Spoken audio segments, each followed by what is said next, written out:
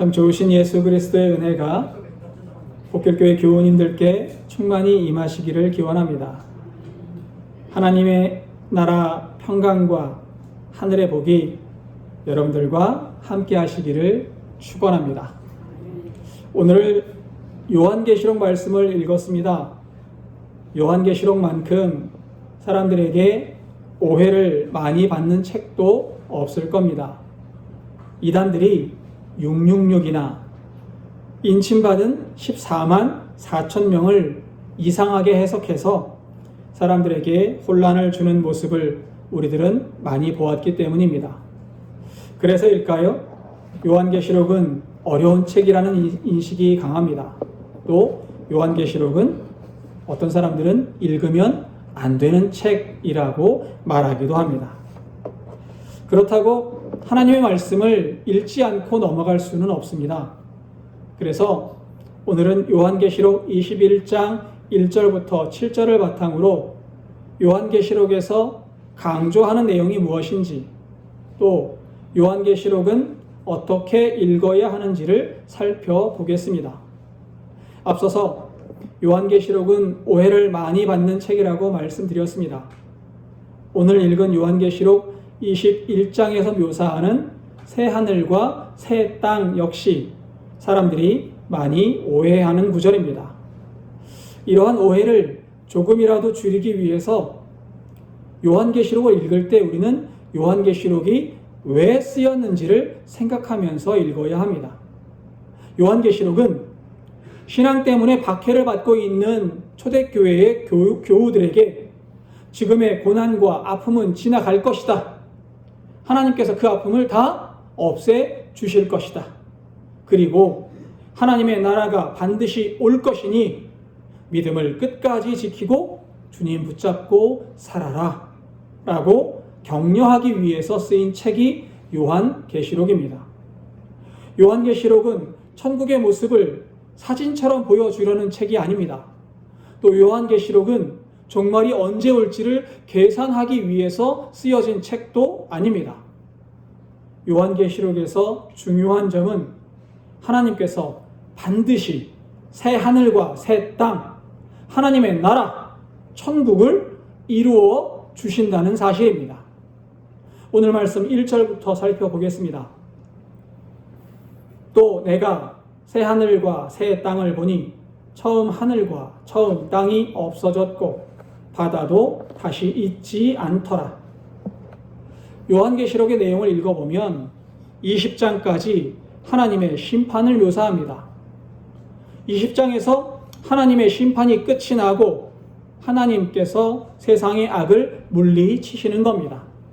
그리고 21장에는 새 하늘과 새 땅, 즉 천국의 이야기가 시작되어집니다. 1절에서 묘사되는 새 하늘과 새 땅이 바로 하나님의 나라 또는 천국을 다르게 표현한 겁니다. 새 하늘과 새 땅이라고 말할 때 새롭다라는 뜻의 헬라어는 카이노스라고 합니다. 카이노스는 이전에 있던 것들이 조금 변해서 새로워진 것을 말하지 않습니다. 근본적으로 달라져서 완전히 새로워진 것, 그것이 카이노스입니다. 1절에서 말하는 새 하늘과 새 땅은 지금 우리가 사는 세상과는 본질적으로 완전히 다른 세상이라는 거예요. 우리가 지금 살고 있는 세상이 어떻지요? 창세기 3장에서 보면 인간이 죄를 지은 이후 세상이 타락했고 세상이 타락했다고 성경은 이야기합니다. 사람들은 죄로 물들었고 세상은 죄악으로 오염됐습니다. 짐승들은 포악해졌고 땅과 하늘에는 악이 넘쳐납니다. 요한계시록 21장 1절은 죄가 만연하고 타락한 처음 하늘과 처음 땅이 완전히 사라지고 근본적으로 새로운 새 하늘과 새 땅이 시작되었다라고 말합니다. 우리가 살고 있는 죄 많은 세상, 우리가 살고 있는 오염된 세상, 우리가 살고 있는 전쟁의 세상이 완전히 끝나고 하나님께서 다스리시는 평화의 세상, 은혜의 세상, 기쁨의 세상이 분명히 온다라는 거예요. 본문은 또 바다도 다시 있지 않더라라고 말합니다. 바다가 없다는 말은 물이 없다는 말이 아닙니다. 요한계시록에서 바다는 하나님을 대적하는 혼돈과 악의 영역으로 묘사되고 있습니다. 따라서 바다가 없다라는 말은 악한 영들이 활동하지 못한다. 다가올 하나님의 나라에는 악한 영들이 활동하지 못한다는 거예요. 새 하늘과 새 땅에는 악과 죄가 틈타지 못한다라고 표현하고 있는 겁니다. 악이 없는 세상, 죄가 사라진 세상, 하나님의 정의와 공의, 사랑과 평화만 가득한 세상이 열리게 될 겁니다. 그리고 2절입니다. 또 내가 보매 거룩한 성 새 예루살렘이 하나님께로부터 하늘에서 내려오니 그 준비한 것이 신부가 남편을 위하여 단장한 것 같더라. 새 하늘과 새 땅에 거룩한 성 새 예루살렘이 내려옵니다. 본문에서 내려온 새 예루살렘은 신부가 남편을 위해 단장한 것 같았다라고 이야기하고 있습니다. 구약에서는 하나님과 이스라엘을 부부로 묘사하기도 합니다. 또 신약에서는 예수 그리스도와 교회를 신랑과 신부로 비유하고 있습니다. 그러니까 2절 말씀은 새 하늘과 새 땅에 새 예루살렘이라는 도시가 세워진다는 의미가 아닙니다. 논리적으로 볼 때 새 예루살렘이 신부와 같다라는 말씀은 하나님께서 세우시는 천국에 누가 들어가느냐라는 거예요. 어떤 사람이 하나님께서 세우시는 새 하늘과 새 땅에 들어갈 수 있느냐? 하나님께서 세우시는 새 하늘과 새 땅에는 하나님을 기쁘시게 하는 하나님의 백성들이 들어갈 겁니다. 하나님 앞에 예배드리고 하나님을 믿고 매일매일 하나님 말씀에 순종하고 있는 여러분들이 새 하늘과 새 땅에 들어가게 될 겁니다.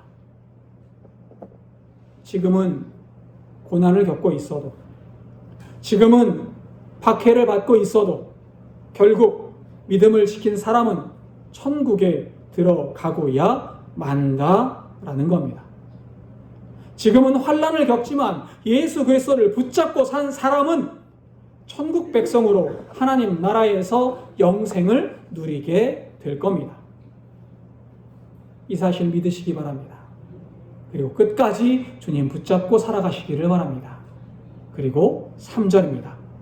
내가 들으니 보좌에서 큰 음성이 나서 이르되 보라 하나님의 장막이 사람들과 함께 있으며 하나님이 그들과 함께 계시리니 그들은 하나님의 백성이 되고 하나님은 친히 그들과 함께 계셔서 하나님을 기쁘시게 하는 하나님의 백성이 천국에 들어가면 하나님은 그 사람들과 늘 함께 하십니다. 여러분들이 하나님을 기쁘시게 하는 백성으로 하나님 나라에 들어가게 되면 하나님께서 여러분들과 늘 함께 하실 겁니다. 여러분들과 함께 하셔서 여러분들을 위로하실 것이고, 여러분들과 함께 하셔서 여러분들을 안아주실 것이고, 여러분들과 함께 하셔서 여러분들의 아픔을 치료해 주실 겁니다. 요한계시록 21장 22절을 보면 새 하늘과 새 땅에는 성전이 없다고 기록합니다. 왜 새 하늘과 새 땅에는 성전이 없을까요? 왜 천국에는 성전이 없지요? 왜냐하면 하나님과 그 어린 양 예수님이 성전이시기 때문입니다.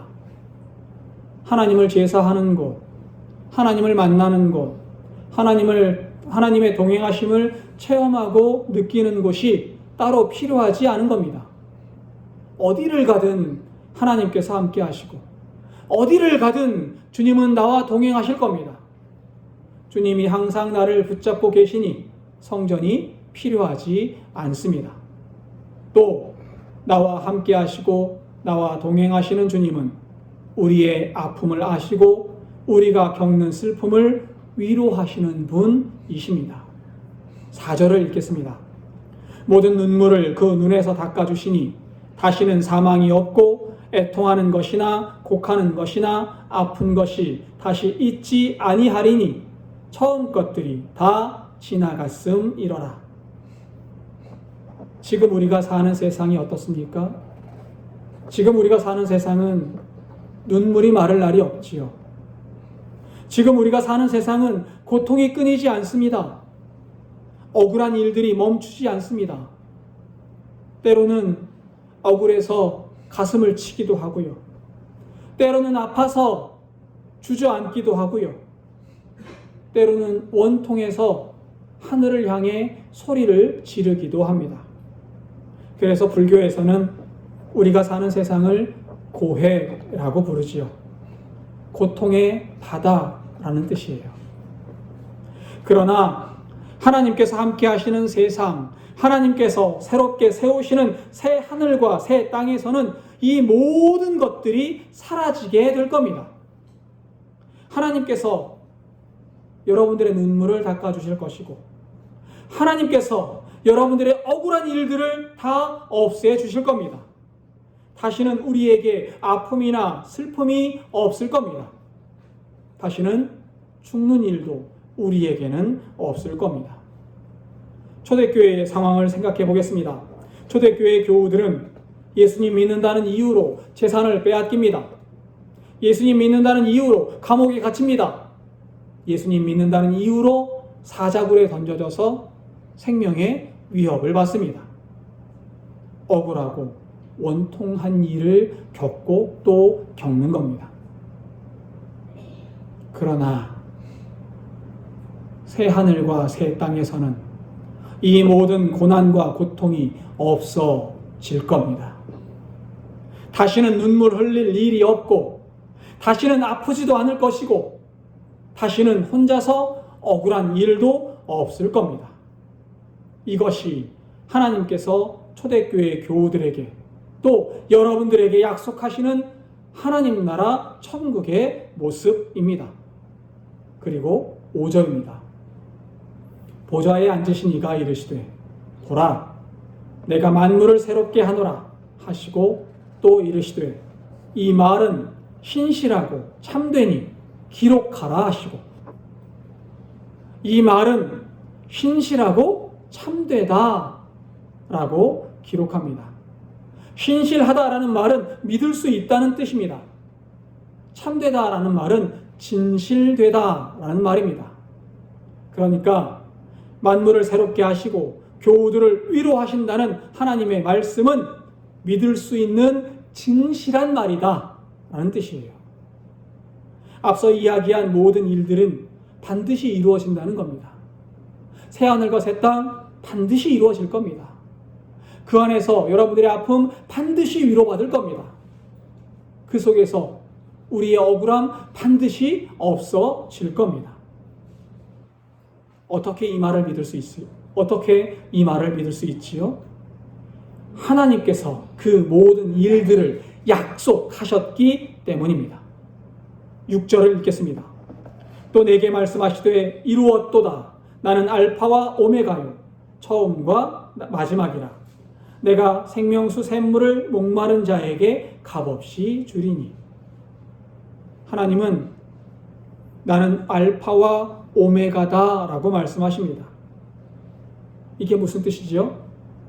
한글에는 가나다라 라는 철자가 있지요. 그리고 영어는 A, B, C, D 철자가 있습니다. 마찬가지로 헬라어에도 알파, 베타, 델타, 감마라는 철자가 있어요. 이 철자의 첫 글자가 알파이고 마지막 글자가 오메가입니다. 그러니까 나는 알파와 오메가다 라는 말은 나는 처음과 마지막이다 라는 뜻입니다. 여러분, 그렇다면 나는 처음과 마지막이다 라는 말이 무슨 뜻이에요? 나는 처음에도 있었고 마지막에도 있었다라는 말인가요? 그렇지 않습니다. 나는 알파와 오메가요. 나는 처음과 마지막이다. 라는 말은 하나님께서 시작하신 일은 반드시 끝까지 완수하신다. 라는 뜻입니다. 하나님께서 약속하신 일은 반드시 이루신다. 라는 거예요.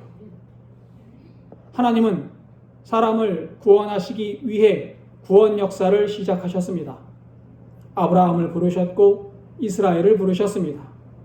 또 예수님을 보내셨고 예수님의 보혈로 우리의 죄를 씻어 주셨습니다. 그리고 우리를 위해 하나님 나라를 예비하실 것이고 그곳에서 우리가 영원한 생명을 누리게 될 겁니다. 이 약속이 반드시 이루어진다라는 거예요. 왜요? 하나님께서 반드시 이루실 것이기 때문입니다. 하나님께서 구원 역사를 시작하셨으니 하나님은 이 약속을 반드시 완수하실 겁니다.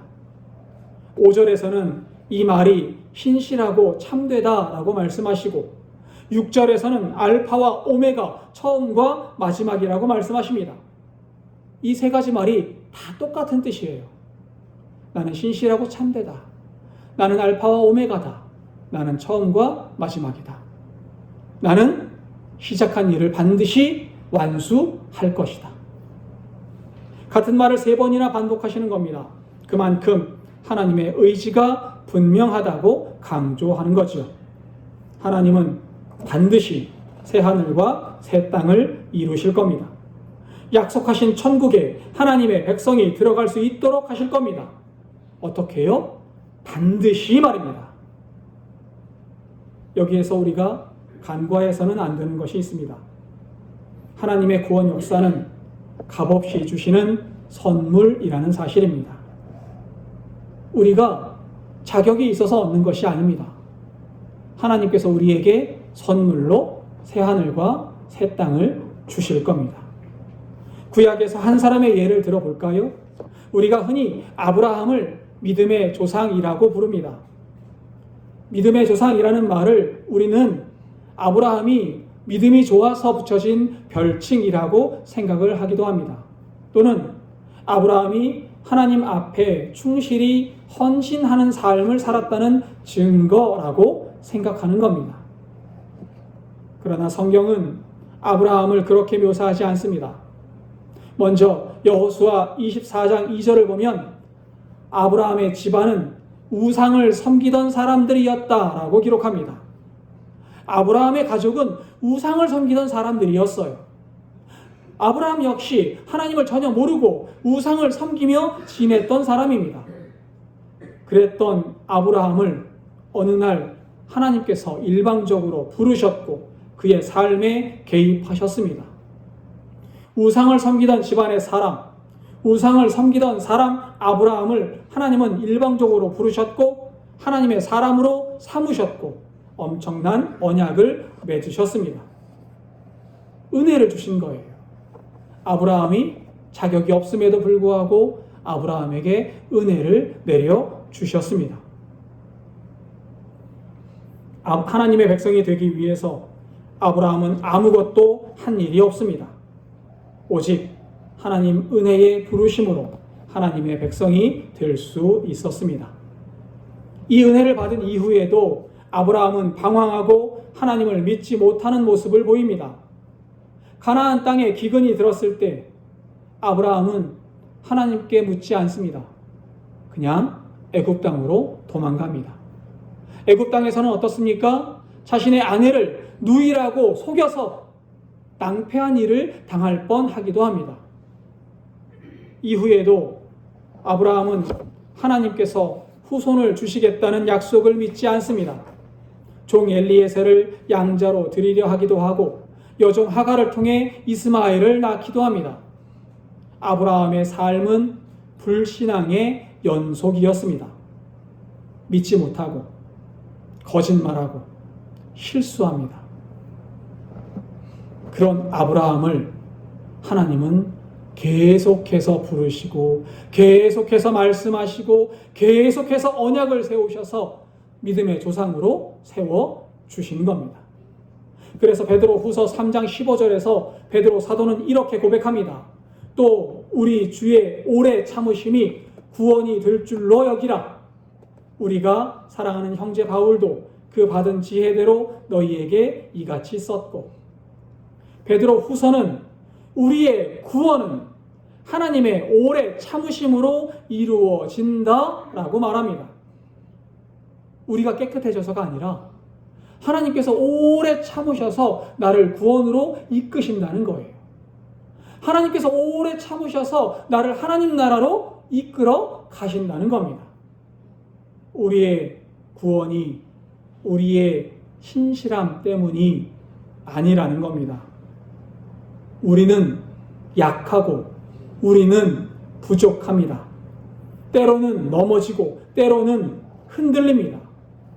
그럼에도 하나님은 우리를 기다리시고 오래 참으심으로 구원을 이루십니다.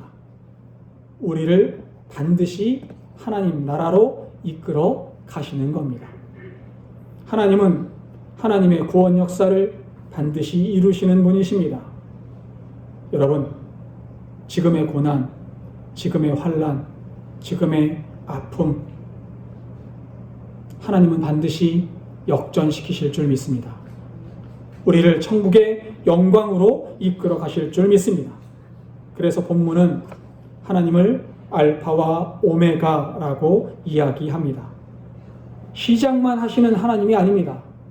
끝까지 이루시는 하나님이십니다. 그러므로 새 하늘과 새 땅은 우리의 능력으로 들어가는 나라가 아니라 하나님께서 끝까지 이루시는 약속의 나라라는 사실을 잊지 마십시오. 그리고 마지막 7절입니다. 이기는 자는 이것들을 상속으로 받으리라. 나는 그의 하나님이 되고 그는 내 아들이 되리라. 이 말씀을 읽으면 우리는 쉽게 이렇게 생각합니다. 내가 악을 이겨야 천국을 상속받는 거구나 라고 말입니다. 그러나 성경은 내가 악을 이길 수 있다고 말하지 않습니다. 특히나 요한계시록에서 말하는 이기는 자는 자신의 힘으로 승리한 사람을 말하지 않습니다.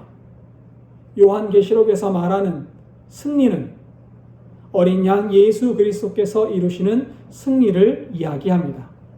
따라서 요한계시록이 말하는 이기는 자라는 말은 예수 그리스도를 끝까지 붙잡는 사람, 그 사람을 이기는 자라고 말하는 겁니다. 예수님께서 죄를 이기셨습니다. 예수님께서 사망을 이기셨습니다. 예수님께서 사탄을 이기셨습니다. 우리는 그 승리에 참여하는 사람들입니다. 그래서 예수 그리스도를 끝까지 붙드는 사람이야말로 이기는 사람이라고 말하는 겁니다. 그래서 성도는 자기 자신을 자랑할 수 없습니다. 내가 잘 견뎠다. 내 믿음이 좋아서 구원받았다. 이렇게 말할 수 없습니다. 오히려 주님께서 끝까지 나를 붙드셨습니다. 주님의 은혜가 아니었다면 나는 이미 넘어졌을 겁니다. 이것이 성도의 고백이어야 합니다. 초대교회 교우들도 이 사실을 알았습니다. 그들은 지금은 비록 감옥에 있고 지금은 비록 환난을 당하고 있지만 우리 주님은 반드시 하나님을 이루어 하나님 나라를 이루실 겁니다 라고 믿었습니다. 하나님은 약속하신 일을 분명 이루시는 분이시기 때문입니다. 그래서 그들은 하늘을 바라보면서 오늘의 고난을 견디고 이겨낼 수 있었던 겁니다.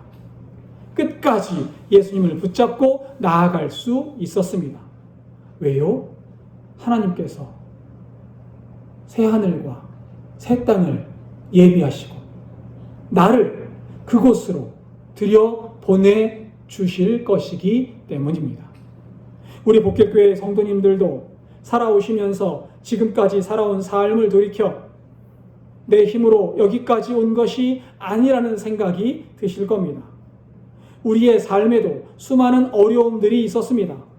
먹고 사는 문제가 있었고 질병도 있었고 사고도 있었습니다. 가족 때문에 눈물을 흘릴 일도 있었고 억울하게 매도당한 일도 있었습니다. 신앙생활을 하면서 사람 때문에 낙심했던 때도 있었습니다. 그러나 그 모든 순간에도 하나님은 우리를 놓지 않으셨음을 믿으시기 바랍니다. 지난 시간 하나님은 우리가 넘어질 때 우리를 일으켜 주셨고 우리가 올 때 위로해 주셨습니다. 길을 잃었을 때 우리 주님은 나를 붙잡아 주셨습니다. 앞으로도 마찬가지입니다. 하나님께서 언제나 나를 붙드시고 나와 함께 하실 겁니다. 하나님께서 여러분에게 약속하신 일을 반드시 이루실 겁니다. 여러분들 곁에서 한시도 떠나지 않으실 겁니다. 그러니 오늘을 두려워하지 마십시오. 지금 세상이 아무리 혼란스러워도, 고통이 아무리 커도, 질병이 찾아와도, 죽음이 가까워진다 해도 하나님의 약속은 변하지 않습니다. 새하늘과 새 땅은 반드시 이루어집니다. 하나님께서는 새하늘과 새 땅에서 우리의 눈물을 닦아 주실 겁니다. 그곳에서 사망도 끝날 겁니다. 그곳에서 아픔도 끝날 겁니다. 그곳에선 죄도 없을 겁니다. 그리고 하나님께서 우리와 영원히 함께 하실 겁니다. 사랑하는 복길교회 교우 여러분, 요한계시록은 우리에게 미래를 계산하라고 주신 책이 아닙니다. 언제가 마지막인지 마치라고 주신 책도 아닙니다. 끝까지 소망을 잃지 말라고, 끝까지 하나님과 함께 하라고, 그래서 주님께서 예비하신 복을 받아 누리라고 주신 책입니다. 하나님은 새하늘과 새 땅을 반드시 이루실 겁니다. 그리고 우리와 약속하신 천국의 영광으로 우리를 인도하실 겁니다. 그러니 오늘의 고통에 무너지지 마십시오. 오늘의 환난에 주저앉지 마십시오. 하나님께서 약속하신 새하늘과 새 땅의 약속을 믿으시고 오늘도 주님 바라보시기 바랍니다. 이 소망 붙들고 오늘도 믿음으로 살아가는 저와 복길교회의 교우님들 되시기를 주님의 이름으로 축원합니다. 기도하겠습니다.